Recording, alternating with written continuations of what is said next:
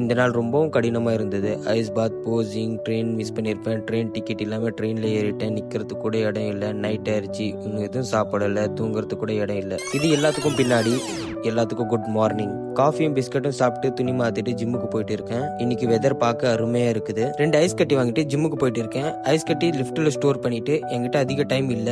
இன்னும் 2 ஹவர்ல என்னோட ட்ரெயின் இருக்குது. அதனால பக்கெட்ல தண்ணி எடுத்துட்டு வந்து தண்ணி ஃபில் பண்ணிட்டு 20 நிமிஷம் ஐஸ் தண்ணியில தூங்கினேன். தூங்கி எந்திரிச்சு போசிங் கொடுத்தேன். டிக்கெட் எடுக்க கூட டைம் கிடைக்கல. டிக்கெட் எடுக்க போயிருந்தேன். என்னோட ட்ரெயின் மிஸ் ஆயிருக்கும். நிறைய கூட்டம் வந்திருக்குது ட்ரெயின்ல. எப்படியோ நிக்கிறதுக்காச்சும் இடம் கிடைச்சது. ஒரு வழியா ட்ரெயின் கிளம்பிருச்சு. Surat to Tamil Nadu happy journey. Local ட்ரெயினோட டூர் பார்க்கலாமா?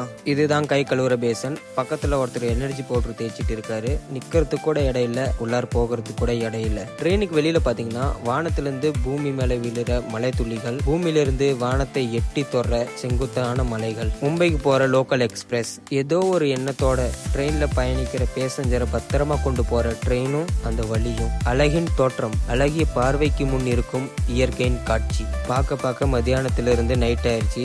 7 மணி நேரம் ஆயிடுச்சு. நான் இன்னும் எதுவுமே சாப்பிடல. ஒரே ஒரு தண்ணி பாட்டில் மட்டும்தான் வாங்கி குடிச்சேன். அது எந்த இடத்துல நின்று குடிக்கிறோம் பாருங்க. தண்ணி குடிச்சிட்டு உட்காரத்துக்கு கொஞ்சம் இடம் கிடைச்சது. மை நியூ ஃப்ரெண்ட் வழியே விட்டான். அதனால தூங்குறதுக்கு இடம் கொஞ்சம் கிடைச்சது. தொடர்ந்து ஷார்ட்ஸை பார்த்துட்டே இருங்க. பாய், குட் நைட்.